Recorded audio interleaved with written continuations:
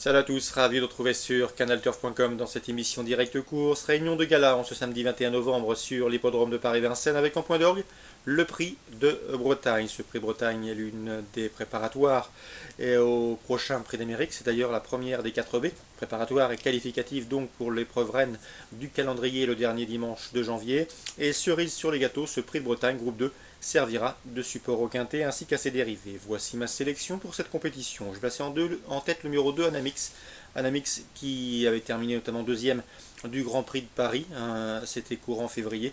C'était sur un parcours de tenue, elle était la dauphine de Quick ce jour-là. Ici, ce numéro 2 Anamix me semble en mesure de confirmer son récent succès obtenu avec la manière à Laval.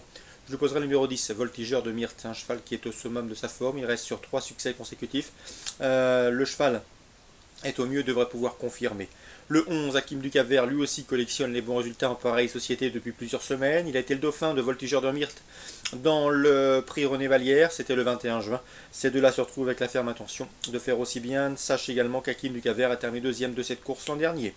Le 7, Village Mystique, à mon avis, pourrait bien causer une surprise à l'arrivée de cette course et venir pimenter les rapports. Le cheval a terminé 5e de cette course l'an dernier. Dans ce lot, après maintenant 3 courses de remise en confiance et en condition, il doit pouvoir approcher d'un niveau correct et ça doit être suffisant ici pour prendre une bonne place à Bellecote.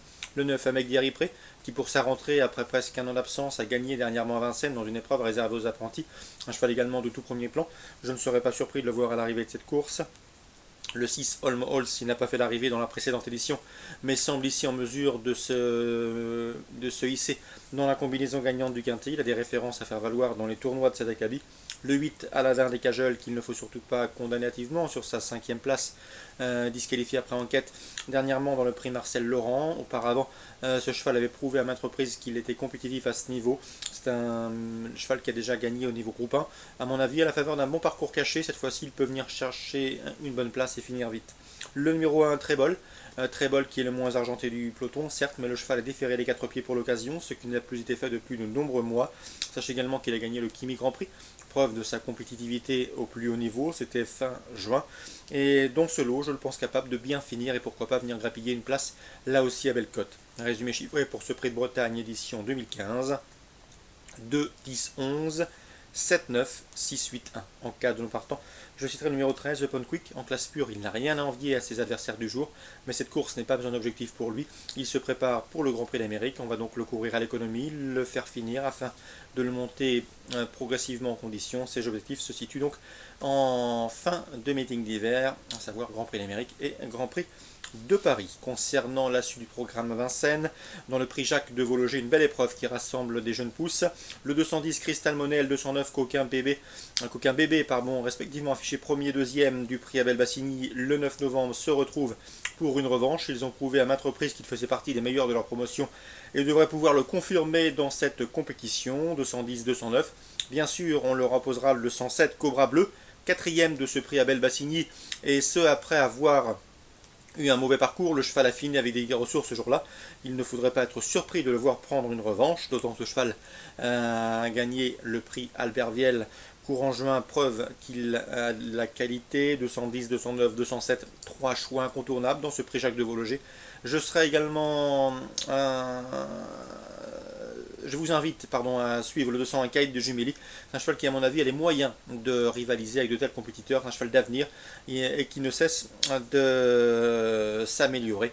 Et dans ce lot, il ne faudrait pas trop surpris s'il venait à se classer 3e, 4e d'une épreuve de ce type. Pour moi, il a l'étoffe pour affronter et regarder droit dans les yeux les meilleurs de sa promotion. 210, 209, 207 bien sûr, le 201 pour une place en cas de défaillance. Dans la 3e course réservée aux amateurs, driver amateur, le 304, Yorick Anouès mérite crédit, Philippe Forget en escompte un très bon comportement. À la faveur d'un bon scénario de course, ce cheval est capable de mettre tout le monde d'accord. Dans la 5e, on fera confiance au 507 Uri Nice, une jument de qualité, arrivée cet hiver dans les box et dans l'écurie de Fabrice Soulois. Elle mérite crédit. Elle a de sérieuses lignes à faire valoir en Suède. Elle a notamment battu Backfire qui a terminé deuxième récemment du récent prix Marcel Laurent derrière Ave Avis. Et dès lors, avec de telles lignes, ce cheval ne serait pas, cette jument ne surprendrait pas en s'adjugeant une course comme celle-ci, elle qui avait donc battu Backfire fin juillet à Jägersro. Donc méfiance avec cette Scandinave de qualité 507 Uraines de Philippe Bazir est confiant dans la 8e, le 810 Alpha de Bassière, c'est une course visée. Le cheval revient sous la selle avec de sérieuses prétentions, il sera d'ailleurs déféré les 4 pieds pour cet objectif. On lui opposera le 813 Arnold Le Fouteau, qui ne manque pas de référence aux montées et qui fait preuve d'une belle régularité dans la discipline. Enfin, dans la 9e, bien sûr, le 910 Caline Desloyaux tente la passe de 5. Au regard de l'estime que lui porte son entourage et au regard de ses 4 premières sorties publiques, elle peut parfaitement demeurer invaincue. Elle qui, comme vous le savez, a remporté ses 4 premières sorties publiques. Le 910 Caline Desloyaux, une pouliche à l'évidence d'avenir. Des coups de cœur également en Réunion 2 à Paris, puisque j'ai pu m'entretenir avec Jerry Plan qui présente le 204 Comtesse Môme. L'écurie est en forme.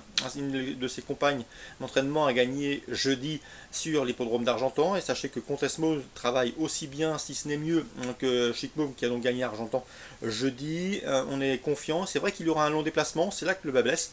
Mais la qualité ne lui fait pas défaut à cette Comtoise Môme qui, dans ce lot, devrait pouvoir confirmer ses débuts victorieux enregistrés le mois dernier sur l'hippodrome de Vire. Donc attention aux 204 Comtoise Môme. Jerry Planck est confiant. D'après lui, elle doit pouvoir jouer les tout premiers rôles. Le terrain ne lui posera pas de problème, pas plus que la distance. Elle l'avait bien gagné en débutant, et ce après avoir perdu un petit peu de terrain au signal. Ici, dans ce lot, c'est une candidature à prendre très en sérieux. Le 204. D'ailleurs, sachez que Pierre-Charles Baudot avait demandé à Jerry Planck de pouvoir la monter, à Pierre-Charles Baudot qui a soif de victoire pour, pourquoi pas, aller chercher Christophe Soumillon dans la course à la cravache d'or. 204 Comtoise Môme, on le reposera le 202 Casablanca Mix, qui a bien gagné dernièrement à Fontainebleau, jument qui s'endurcit, qui s'aguerrit, qui progresse, et qui à mon avis sera sa principale rivale. Citons ensuite le 203 Cache Barrose, première, deuxième en autant de sorties publiques. Une confirmation était si attendue. Mes préférences pour cette deuxième à Paris, 204, 202 et 203. Concernant le Croisé-la-Roche, un seul coup de cœur dans la première. Le 101 Jarif qui a débuté correctement, deuxième à l'occasion de ses premiers pas publics, c'était sur l'hippodrome de Chantilly le mois dernier, et qui à mon avis se déplace ici sur l'hippodrome du Croisé-la-Roche avec la ferme intention d'ouvrir son palmarès. C'est un protégé de John Hammond, toujours redoutable lors de ses déplacements provinciaux. De le 101 Jarif. Voilà pour les infos de ce samedi 21 novembre. Excellent jeu à tous, très bon début de week-end et à demain.